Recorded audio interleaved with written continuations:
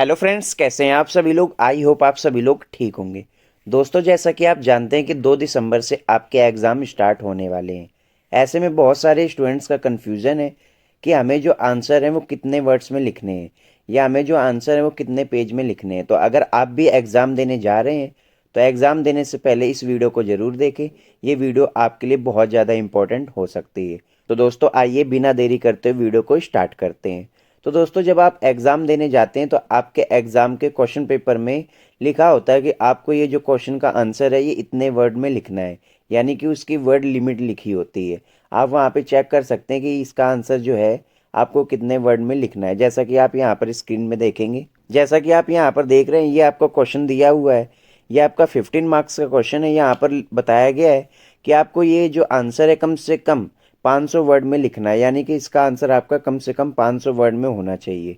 तो यहाँ पर अलग अलग क्वेश्चन के लिए अलग अलग यहाँ पर आपको बताया जाता है कि इसका आंसर आपको इतने वर्ड्स में लिखना है।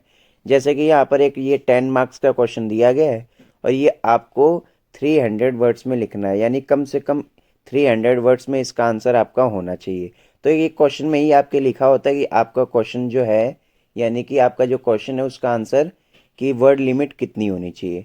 और दोस्तों, इसके साथ साथ हम जानते हैं कि आपके जो 1 मार्क के, 2 मार्क के, 5 मार्क्स के, 10 मार्क्स के, 15 मार्क्स के या 20 मार्क्स के जो क्वेश्चन है उनका आंसर कितने पेज में या कितने वर्ड लिमिट में होना चाहिए, इसके बारे में जानते हैं। तो सबसे पहले जानते हैं कि अगर आपका क्वेश्चन 1 मार्क का आता है तो इसके लिए आपको कितने लाइन में आंसर लिखना होगा। तो अगर आपका क्वेश्चन 1 नंबर का आता है तो इसके लिए आपका जो आंसर है वो एक वर्ड का या फिर एक लाइन का या 10 से 20 वर्ड्स में आपको आंसर लिखना है। जैसे कि आपका 1 नंबर का कोई क्वेश्चन आया तो आपको इसका आंसर या तो एक वर्ड में लिखना है या फिर एक लाइन में, या फिर आपको 10 से 20 वर्ड लिखने हैं इसका आंसर लिखने के लिए। इसके बाद अगर आपका कोई भी क्वेश्चन 2 मार्क्स का आता है, अगर आपका क्वेश्चन 2 मार्क्स का आ रहा है तो इसमें आपको कितने 30 से 50 वर्ड्स में इसका आंसर लिखना है। 30 से 50 वर्ड्स में इसका आंसर होगा। प्लस अगर लाइन की बात की जाए तो 3 से 6 लाइन के बीच में आप इसका आंसर लिख सकते हैं। इसके बाद बात की जाए आपके 5 मार्क्स के क्वेश्चन की। अगर आपका क्वेश्चन 5 नंबर का आता है तो 5 नंबर के क्वेश्चन में आपको कम से कम 150 से 200 वर्ड का आंसर लिखना है आपको, और ये आंसर आपका कम से कम एक पेज में होना चाहिए। और वही बात करें आपके 10 मार्क्स के क्वेश्चन की। अगर आपका कोई भी क्वेश्चन 10 नंबर का आता है तो 10 नंबर के क्वेश्चन में आपका जो आंसर है वो 250 से 300 वर्ड में होना चाहिए। इसके बाद अगर पेज की बात करें तो इसके लिए कम से कम 2 से लेकर 2.5 पेज में इसका आंसर आपको लिखना है। वही बात करें आपके 15 मार्क्स के क्वेश्चन की। अगर आपका 15 नंबर का कोई भी क्वेश्चन आता है तो इसके लिए आपको 300 से 350 वर्ड में इसका आंसर आपको लिखना है। और बात करें पेज की तो 3 पेज में कम से कम इसका आंसर आपका होना चाहिए।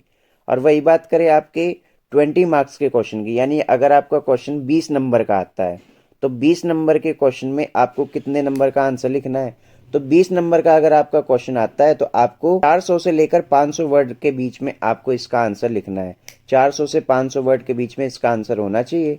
और बात करें पेजेस की तो कम से कम 4 से 4.5 पेज के बीच में आपका इसका आंसर होना चाहिए, यानी 4 पेज आप यूज़ कर सकते हैं। आपको ज़्यादा पेजेस भी नहीं भरने हैं, क्योंकि आपका जो आंसर शीट होती है वो आपको एक बार ही मिलती है, आपको एक्स्ट्रा शीट नहीं मिलेगी।